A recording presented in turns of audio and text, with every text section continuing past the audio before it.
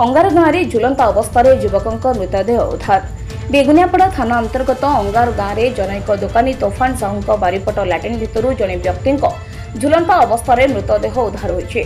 सूचना अनुसार उक्त ग्राम खदाल साहिर गोविंदा दासों पुओ मुना दास बयस 33 गुरुवार राति में तोफान साहू बारिपटे लाट्रिन घरे बेकरे गामुछा लगाई मृत्युवरण करते।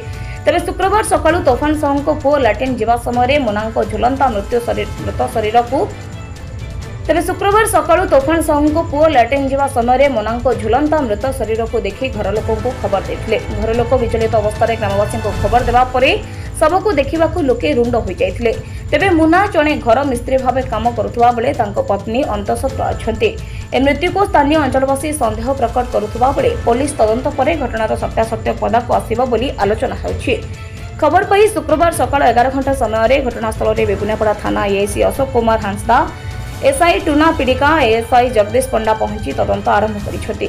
शव व्यवच्छेद पर मृत्युर कारण स्पष्ट होब बोली कहिसेंती थाना अधिकारी। बेगुनियापड़ारू कविता नायकଙ୍କ रिपोर्ट तर्जमा न्यूज।